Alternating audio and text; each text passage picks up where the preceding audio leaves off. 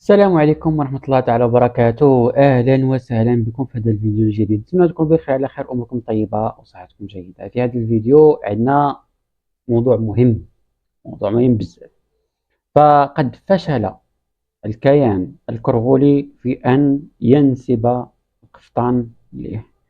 وهذا الموضوع هذا كان ناضت عليه ضجة لمدة طويلة، كانوا كيحاولوا أو كيمنيو النفس، وبل انهم كانوا كيهددوا المغاربه عبر السوشيال ميديا انه غادي فعلا غادي يضموا القفطان اليهم كتراث لهم في اليونسكو. وتم افشال محاولاتهم البائسه لخنشده التراث المغربي في اليونسكو. غنشوفوا هذا الموضوع هذا في الفيديوهات اللي معنا هذا النهار ونرجعوا بعد التعليق.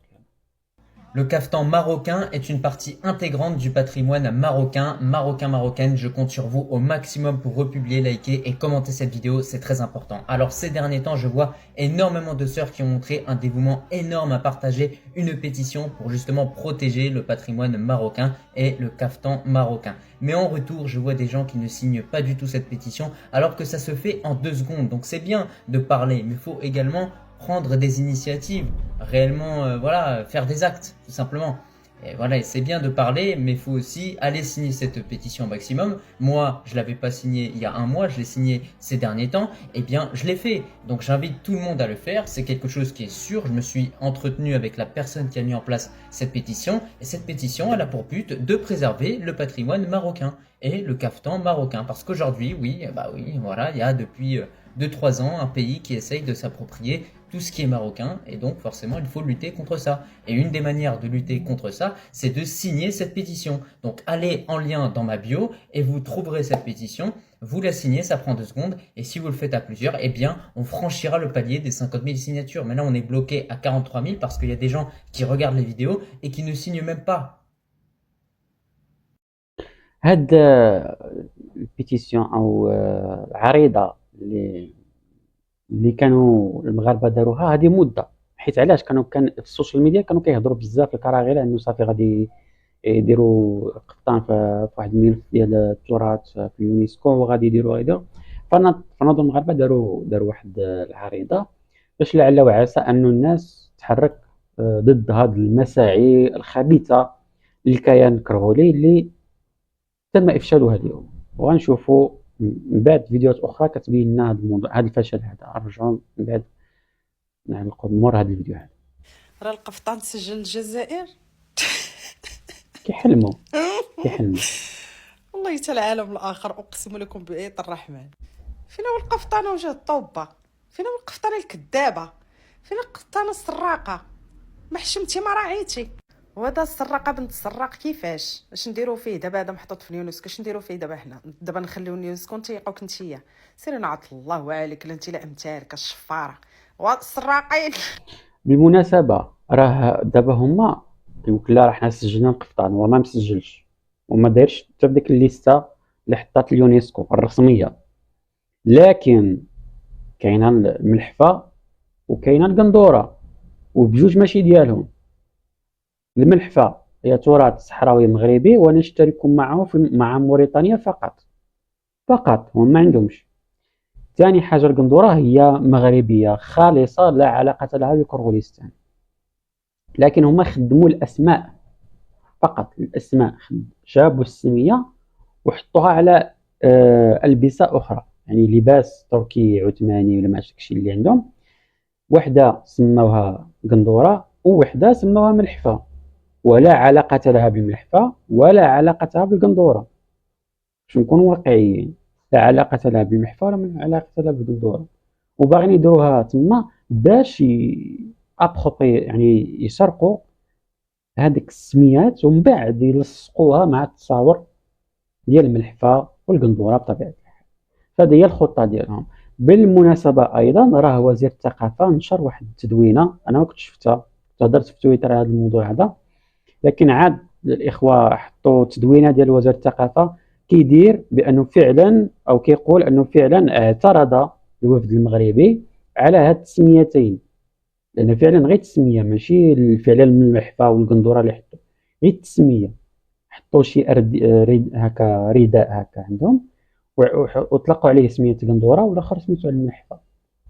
فبما انهم اعترضوا على واحد التصويره كنحطوها ديال القفطان في الملف ديالهم، اعترضوا ايضا على التسميات. فربما غادي يتم يعني اعاده يعني تصحيح هذه المشاكل هذه. شفاره مالك ما دير شفاره وحياتهم كلها شفاره، وكلما مشاو كيبغيو يشفروا. الجزائريات كيسحب لهم بشرائهم دوك 5 القفيطنات ولا مع 4 شراو كيدوروا بهم، كيطلعوا بهم وينزلوا بهم. هما داوه لفرنسا باش يتصوروا به، هما رجعوا تاني الجزائر يتصوروا به، هما داوه للنشرات الجويه يتصوروا به، طلعوا به للفضاء. حنا داك القفطان نطع على اي عروسه عندنا ملي كتزوج وكدير نهار الحنه لا كتلبس اي دار عندها قفطان نطع. وماشي هذا يعني انكم مشيتوا اليونسكو حطيتوا دسيتوا السم في العسل وسط الملحفه والقندوره وحطيتو بلا خبره بلا تقنيه. اصلا السفيف والعقاد مسجلين بالاسم ديالنا في المكتب الملكيه الفكريه العالميه باسم المغرب، وسحب لكم غتاخذوا. شوف حنا ما شاء الله من جده لجده وكنلبسوا القفطان في الاعراس ديالنا وفي الحنه ديالنا. وماشي يعني انكم مشيتوا ويكيبيديا وخديتوا التصاور ديالنا ديال الوجديات وخديتوا تصاورنا المغربيات وحطيتوا فوق منهم ديك الخلقه ديال الكراغيله ديالكم وسحب لكم ديالكم. هادوك الارشيفات اللي خديتو التصاور كنا رجعناهم الحمد لله. أميرة قومها في قفطان أزرق، قفطان نطع رمز النخوة، ثوب مخملي مطرز بخيوط الفضة. العروس تعيش آخر لحظات ببيت أهلها، تحرص العادات والتقاليد أن تكون لحظات رائعة بكل المقاييس. النساء المغربيات مبدعات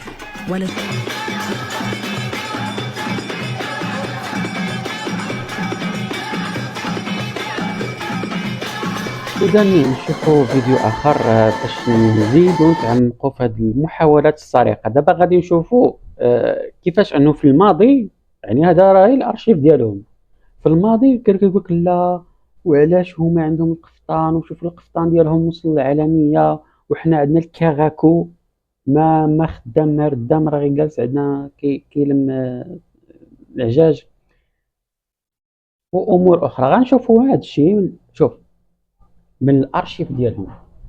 هذا ما مشيناش للماضي البعيد ولا غير الارشيف، هذه واحد 7 سنين هكاك. غنشوفوا ورجع من بعد نتعلم. سيدة ليندا، يعني علاش ما نسمعوش حنا عن مصممي ازياء بين يعني الصفوه تاع المصممين في العالم؟ علاش ما نسمعوش حنا اسماء جزائريين هما مصممين مشهورين عبر العالم؟ مثلا المغاربه قدروا انهم يوصلوا اللباس تاعهم للعالميه، القفطان. هذا واش قلت انه مثلا اشقائنا المغاربه قدروا يوصلوا خرجوا حتى للمشرق العربي اللباس نتاعهم.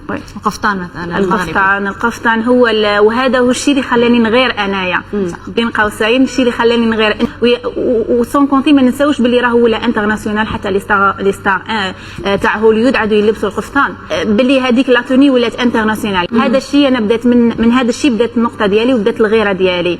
لو كان نشوفوا القفطان المغربي وصل للعالميه، عاد فيه مهرجان عالمي للقفطان المغربي. اللباس التقليدي ديالهم اللي هو القفطان نشوفوه انه غزا يعني لو موند عرب وحتى يعني في لو موند يعني الغربي. يصل كما وصل القفطان، نحن القفطان المغربي اصبح لديه بعد عالمي. ما الذي ينقصنا حتى احنا كذلك نروجوا لملابسنا التقليديه؟ سيدي الكريم، يعني علاش حنا فنانات المشهورات نشوفوهم يلبسوا القفطان المغربي، علاه ما نشوفوهمش يلبسوا القبيلي تاعنا ولا القسنطيني ولا حتى الكراكو الدزيري؟ علاش؟ علاش المصممين الازياء الدزيريين تاعنا ما يخدموش خدمتهم، ولا لانه ربما القفطان المغربي غلب بالنسبه للمغرب نشوف عندنا القفطان او التكشيطه. القفطان هو حته واحده بس التكشيطه حتتين. لا ما مش موجود عندنا في الجزائر. حتى في الاجزاء الامازيغيه برضو ما فيش. لا ممكن المراه الجزائريه بتاخد تلبس الزي المغربي بس مش تبعنا، يعني مش من تقاليدنا. ممكن المرأة الجزائرية بتاخد تلبس الزي المغربي، بس مش تبعنا يعني، مش من تقاليد. نصلنا شويه على الهويه تاعنا. احنا عاد يميلوا بزاف للقفطان المروكي ويخليو لاغني تراديسيونيل ديالنا. يقول لك انايا جو نسون اليز في القفطان. نو راح نكونوا اليز كامل فيه. ما نساوش قفطان راهم تروجوا عاد عالميا، وما نساوش بلي راهو بيان ومخدوم بيان وكل شيء، مي قفطان يبقى قفطان مغربي. ونحنا نحبوا العروسه هذيك تفتخر بلا توني تراديسيونيل الجيريان. كي تعود لابسه تلبسها كيما يقولوا ترفع راسها في السماء، ماشي تلبسها وهي لابسه في قلبها. سي بوكسا هذا هنا تحشم بها. زمان حنا ما كانوش يشوفوا، ما كانوش حتى طب تشوف القفطان المغربي، تشوف سما حنايا ما كناش نيكزيستو، تشوف سما حنايا ما كناش نيكزيستو. Très bien. انا جو سوي ترو. مي لي زوت ريجيون باغ اكزومبل جامي لبستي قندوره هكا عنابي. ماذا عباك شحال كنت نحب القفاطن. صح ما باليش سي ماروكان. هاي سي ماروكان. جادور سا جو لي مي اوجوردي. شنو قلنا شي حاجة؟ كل شيء ما عندهم، كل شيء باعترافاتهم كي خلاها باعترافاتهم. مين باعترافاتهم الهضرة ديالهم. هذا راه الارشيف ديال القنوات ديالهم كيقول لك القفطان مغربي، القفطان مغربي. وكما عاوتاني دازت انا في هذا الفيديو هذا كيحاولوا ياخذوا داك الكلمات ديالنا، مثلا قندوره خداوها وبغاو يلصقوها شي لباس عندهم تما هي لا علاقة لها بالنظر المغربية. القندورة المغربية حاجة أخرى، هذاك الشيء ديالهم هذاك راه ديال التواركة والألبان وداك التخربيق يضربوا معاهم، حنا ماشي شغلنا. ولكن الكلمة خليوها لينا، هذيك الكلمة ديالنا القندورة كلمة مغربية لا علاقة لها بكرغوليستان وداك التخربيق ديالهم اللي كيبغيو اللي ما عارفينش هما أصلا شنو. وحدة لابسة القفطان قالت لك واش هذا منين؟ مغربي. نزيدو. الوثيقة اللي عندي اليوم هي عبارة عن رسالة لنيل شهادة الماجستير، أعدت وحضرت سنة 2008. العنوان ديالها أو العنوان ديال البحث: لباس تقليدي للعروس في الجزائر من خلال بعض النماذج. هذه الوثيقة هذه الهدف من النشر ديالها نبين لكم بأنه غير بالأمس القريب جارة السوق أو جيران السوق كانوا كيعترفوا بالحقائق التاريخية ديال الأزياء اللي كاينه عندهم. ما غاديش نهضر غير على القفطان المغربي، اكيد غادي نهضروا عليه، ولكن هناك عده ازياء كاينه هنا في هذا البحث هذا اللي كيعترفوا هاد الناس من خلال واحد البحث معمق. واكيد انهم استندوا الى مراجع تاريخيه ومصادر تاريخيه، كنعرفوا كيفاش كنخدموا رساله الماجستير واي رساله اخرى جامعيه. اذا ضروري من المصادر ومن الكتب ومن المراجع. اذا اللي بغيت نوصل لكم هو ان ولكن ولكن وأعيد ولكن دائما الحذر مع المصادر الكرغولية واخا تكون من الماضي، لأنه هذا المشروع ديال الخنشالة ماشي جديد، راه ماشي جديد الإخوان، راه قديم. هذا راه مشروع بوخروبي قديم، فهمت؟ مشروع بوخروبي قديم من أيامات بوخروبة. هذا الشيء صافي استقلوا بين قوسين، قالوا شنو ما عندنا لا تاريخ لا جغرافيا لا زمر لا والو، لا تربيه وطنيه، ما عندنا والو. شنو نديرو؟ راه نخطفوا من الجيران، لان يعني اكثر حاجه كيعرفوا شنو هي السرقه. هذه هي المهنه ديالهم عبر التاريخ، المهنه ديالهم هي خفه اليد. هذا الشيء اللي عندهم. فشنو نديرو؟ راه نبداو نخنشلو. كانوا كيخنشلو على خفيف كما كيقولوا، على غير بلاتي غير الحيلت هكا. شنو هنا؟ حاجه قريبه للمغرب، راه ناخذوها كلمه جوج اشعار ديال الملحون ناخذوها ونسميوها الطابع العاصمي مثلا، وهي ملحون. كدا هذه مع راه ناخذوها ونسميوها شي تسميه اخرى، اولا ناخذوا تسميه مغربيه ونحطوها على حاجه كرغوليه لا علاقه لها بالمغرب، ونديروا نحاولوا ما يمكن نخلقوا واحد كيما نقولوا حنايا واحد التوهان، واحد الكونفيوزيون، باش الناس ما تعرفش شكون من شكون. هذا هي الخطه ديالهم، فهمت؟ هذه هي الخطه ديالهم باش في الاخر هذاك شنو هو الهدف ديالهم الكبير؟ هما المغرب وحنا مراكش فاس اللي بغيتي، المهم يسمونا اي اسم هكا، ياخذوا هما اسم المغرب بالتقاليد المغربيه بكل شيء ويلوحوا لنا داك الشيء ديالهم، ولا داك لا هويه لا تاريخ لا جغرافيا لا ادب لا والو. هذه هي الخطه، هذا هو الهدف اللي باغيين يوصلوا له في الاخر. ها علاش نايض هذا الروينه كامله. المهم نكمل. هذه الوثيقه هذه غادي تكون موثوقه 100%، لانها تستند الى مراجع تاريخيه. عندنا هنا الاهداء، لا يهمنا هذا في شيء. غادي ندوزو لانواع الالبسه المذكوره في هذا البحث الجامعي لنيل شهاده الماجستير. غادي نعطي غير بعض الامثله من بين عده امثله، من بين عده ازياء اللي كتعتمدها المراه الجزائريه في المناسبات وفي الاعراس. اذا غادي نبداو بالفصل الاول. لباس المراه الجزائريه الجبه. شوفوا الاصول ديال الازياء عند الجيران. يعود اصلها الى العراق، لبستها المراه في الفتره العباسيه وكانت شائعه ببغداد. اذا حتى الجبه اللي حاطين دابا في اليونسكو اللي هي القندوره، حاطينها في اليونسكو، ماشي ديالهم، الاصل ديالها ماشي جزائري كما كيدعيو بان المراه القسنطينيه المبدعه ما عرفت كاع المعجزه هي اللي خلقتها وهي اللي اخترعتها ماشي ديالهم ورجعتها عالميه. رجعوا قلنا بان يعود اصلها الى العراق، لبستها المراه في الفتره العباسيه وكانت شائعه ببغداد قبل ان تصل الى الاندلس في العصور الوسطى.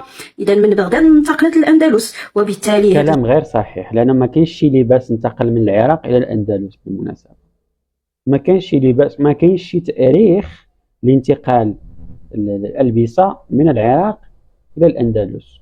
كيفاش تنتقل من العراق للاندلس وتخلي المغرب في النص؟ شويه العقل.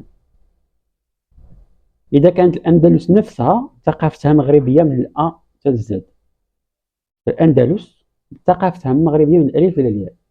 ما كاينش شي حاجه في الاندلس ماشي مغربيه، كلها من راس الرجل. حتى سكان الاندلس كانوا مغاربه مع الخليط مع السكان الاصليين الايبيريين، وكان واحد الخليط عطاو واحد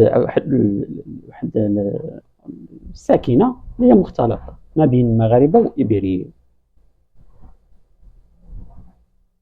السكان الاصليين ديال ايبيريا، هادشي اللي كاين. هذه هي الاندلس. اش دخل العراق؟ هذا غير كنقول لكم الحذر ثم الحذر من المصادر الكرغوليه، لانهم كيبغيو يالفوا، فهمت؟ كيبغيو يالفوا، وحتى فاش كيبغيو زعما ينسبوا شي حاجه لشي حاجه كيبغيو يالفوا. راه الجبه كنعرفوها واخا هي كلمه عربيه ولكن مشهوره في تونس، الجبه التونسيه معروفه. القندوره كلمه مغربيه معروفه.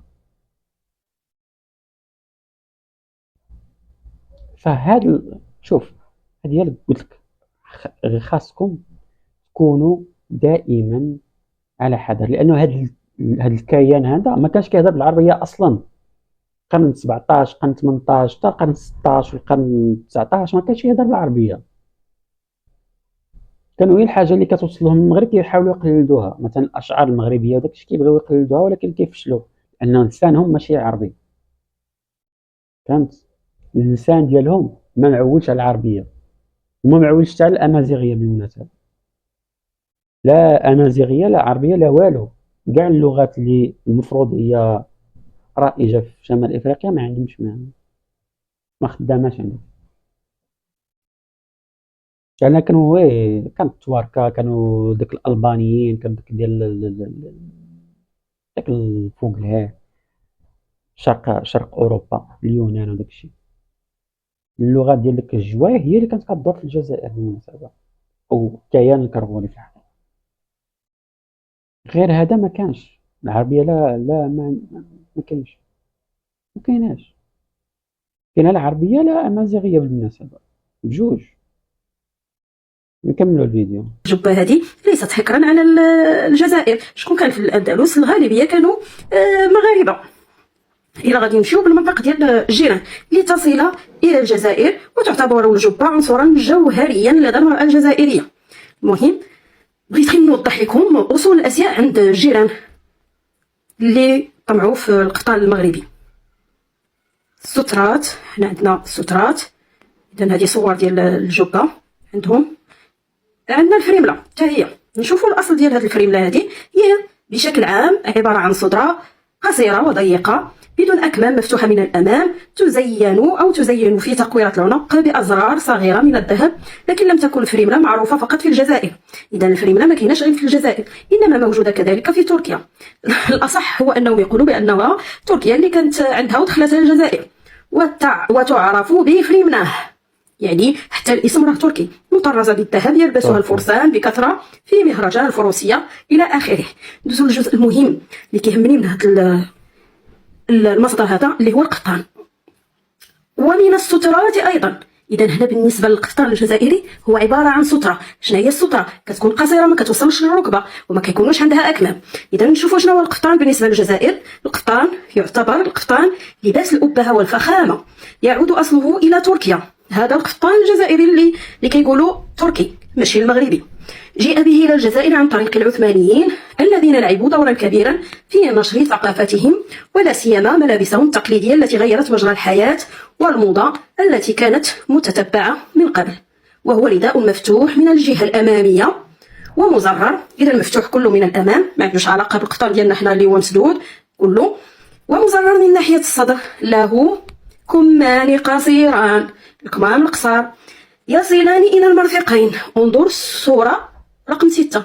أجي نشوفوا القفطان العثماني تركي اللي دخلته تركيا للجزائر، والجزائر طمعت في القفطان المغربي واستغلت هذا الاسم ديال القفطان اللي هو عبارة عن أموجينيغيك وموكوما اللي هو فضفاض كيتستعمل في عدة ثقافات.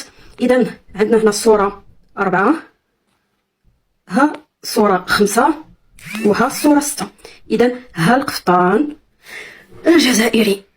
وكتعترف بعدا كتعترف الجزائر او كيعترف البحث او اصحاب البحث كيعترفوا بان هذا القفطان هذا موجود دخل حتى تونس والمغرب. اذا كاين عندنا حتى حنا في المغرب. ها هما الصدريات علاش كيهضروا، هذه انواع من السترات. اذا القفطان الجزائري هو عباره عن ستره. فهمتوا ولا ما فهمتوش؟ ايوا نكملوا ما قيل عن القفطان أو القفطان. كما نجده أيضا منتشرا في تونس ومراكش. ومما هو جدير بالذكر فإن الأتراك أخذوه عن الفرس. ويكمن الفرق بين القفطان المغربي، هنا عندنا تصريح واعتراف صريح بالقفطان المغربي. هاد الناس هادو ولاو ينكرون علينا القفطان نهائيا، نسيو السما بليكا ما بقاش القفطان ديالنا. هنا كاين لنا مقارنه ما بين القفطان المغربي والجزائري في كون الاول طويل الاكمام. قفطاننا عباد الله كمام طوال، وايضا يعرف باسم قفطان مغربي، بينما الثاني يتجاوز الركبتين، حد الركبتين، اكمامه واسعه، الكمام ديالو واسعه، هذا ديالنا، لكنها تغطي الساعدين فقط. يصنع من قماش القطيفة في أغلب الأحيان، ويطرز بالفضة والذهب على الكتفين وفي الأمام والأكمام أيضا. ويعتبر القفطان أو القفطان لباس شائع في مدينة تلمسان. الكتاب أو البحث طويل، نقدر ندير لكم منه كل مرة جزء غير. هذا هو الجزء المهم اللي بغيت نوضح فيه الخبث والمكر ديال العسكر والقطيع اللي تابعوا في النباح. القفطان المغربي ما عمرو غادي يرجع جزائري. وها انا هانتوما القفطان مغربي وفقط، ومن مصادركم ومن كتبكم حتى الامس القريب، حتى في قنواتكم التلفزية كنتم. اذا شوف الكيان الجزائري كما قلت لكم، ولاحظوا التسميات كيديروا نطقوا التسميات، انهم كيخدموا اسماء منتشره في الجيره. مثلا الجباره معروفه تونسيه، وكذلك مثلا قندوره والقفطان هو مغربي. كلمه قفطان موجوده في كذا بلد، لكن معروفه او شائعه كلباس في المغرب. اوكي، فهما كياخذوا منا ومنا باش يعطيوها مثلا ل هكا البسه اصلا ماشي ديالهم، جايه لهم من تركيا والبانيا وغيرها، وكيحاولوا ما يمكن يخلقوا نوع من يعني واحد عدم الفهم او الاختلاط لدى الفهم لدى الناس، باش ما يحاولوا ما امكن عبر هذيك الاسماء ياخذوا الالبسه ديال مثلا ديال المغرب او ديال تونس. هذه هي الخطه، باغيين يديروا داك هبل تربح. لا راه السميه راه لا هذاك ديالنا وحتى هذاك الاخر ديالنا. وثاني ملاحظه هي في ديك الكتاب باش تعرف بانه كنقول لك حتى ديك المصادر راها مشكوك فيها وبزاف. يعني دير بالك مع المصادر الكرغوليه واخا ما سنين ما، يعني في اي سنه صدرت دير مع اللباس اللي وصل داك اللي كيهضر على القفطان ديالهم اللي هو داك اللباس التركي وصل لتونس ومراكش، ما جاش المغرب.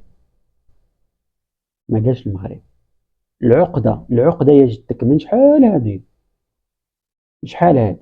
وقال لك القفطان المغربي ولكن ما جاش المغرب، باش تعرف بانه هاد البشر هادو عندهم مشاكل عقليه وعندهم مشاكل نفسيه مع المغرب.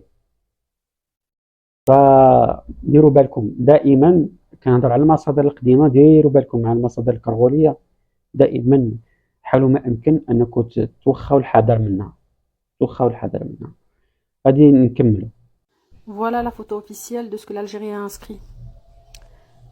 À quel moment on voit le mot caftan et à quel moment on voit un caftan. Franchement, les Marocains qui croient à la propagande de la Corée de l'Est, je comprends pas. D'autant plus, le site de l'UNESCO est accessible à tout le monde. Hein. Donc, n'importe qui peut aller vérifier que c'est complètement faux. Aujourd'hui, c'est un jour de fête. Qaftan al-Qadi est enfin inscrit officiellement à l'UNESCO. Regardez, même l'UNESCO n'est pas au courant. C'est en espagnol, mais vous allez comprendre quand même. Argelia. El traje ceremonial femenino en la región oriental de Argelia. Conocimientos asociados con la confección y la ornamentación de la gandoura o la melefa. El órgano evaluador tiene la palabra para presentarnos este elemento. Thank you, madam. Muchas gracias, señora presidenta. Argelia ha presentado la candidatura del traje ceremonial femenino en la región nororiental de Argelia, conocimientos asociados con la confección y ornamentación de la gandura y la melefa. La gandura y la melefa son atuendos tradicionales que llevan las mujeres en la región nororiental de Argelia. Como مجددا باش نذكركم انه الملحفه والقندوره كلمتان لا علاقه لهم بالكيان الكرغولي. كيخدموا الكلمات، كيجيبوا الكلمات ويحطوها على ألبسة غير لا علاقة لها بالكلمات، وكيبغيو يسجلوها باش يخلقوا هذاك النوع من عدم الفهم، واحد الاختلاط في الفهم، باش من بعد يديروا ديك اللعبه ديال لا راه القندوره راه ديالنا والملحفه هي ديالنا، رغم انه كيهضروا هنا على المنطقه الشرقيه ديال كرغوليستان، هي قسنطينه وداك التخربيق. هذوك اصلا الملحفه راه لباس صحراوي، كاين شي صحراء في قسنطينه وداك الخط داك الشمال داك ما كاين والو بداك الكيان، والو للاسف. يعني كاين ناس اللي ما كينتبهوش لهاد المحاولات ديال فهمت ويديروا نوع من المهم. الحمد لله انه بعدا وزاره الثقافه خدامه في هذا الموضوع. خوتي ما تبقاوش تيقوا الخزعبيلات. ها التصويره اللي حطت اليونسكو، الملحفه والقندوره هي مكتوبه بالانجليزيه، التصويرات الرسميه ديال اليونسكو، الملحفه والقندوره، ما كاين لا قفطان لا حتى شي حاجه. انا حطيتها بالانجليزيه وبالعربيه راه حطيتها اليونسكو، الملحفه والقندوره ماشي قفطان. المهم ما كاينش القفطان، يعني تم افشال داك المحاوله الفاشله ديال الكيان الكرغولي باش يعتمد القفطان كتراث كرغولي. الموضوع ديال الملحفه والقندوره اعترض عليه حتى المغرب في هذا الموضوع، يعني الكلمتين ما خصهمش يتخدموا لانه لا علاقه لهم بكرغوليستان، وهما اصلا ما كانوش يهضروا كما قلت لكم لا بالعربيه لا بالامازيغيه لا حتى شي حاجه، ما كانوش يهضروا، كانوا غير الفرنسيه من فوق، ومن قبل كانوا كيهضروا بالتركيه، فما يجيوش يدوخونا بالكلمات، فخدموا كلمات اخرى. ما الشغل راه عندكم، خدموا جبه ديك الساعه ضربوا مع تونس راه اصلا ولايه كرغوليه دابا، ولكن خليوا عليكم الكلمات المغربيه اللي لها علاقه بالبسه مغربيه بحال الملحفه الصحراويه والقندوره المغربيه. ونتمنى انه يصروا على هذا الموضوع ويحاولوا ما امكن انه يفشلوا هذه المحاوله ايضا لخطف هذه الكلمتين، ماشي الالبسه، الكلمات. المهم كان هذا هو الفيديو ديالنا النهار، متنساوش في لايك وبارطاج كذلك الشباب، كنحس لكم اخر ما كاين يعجبكم الفيديو، ممكن هذا الفيديو يعجبكم، تهلاو في راسكم، نشوفكم في فيديو اخر، سلام.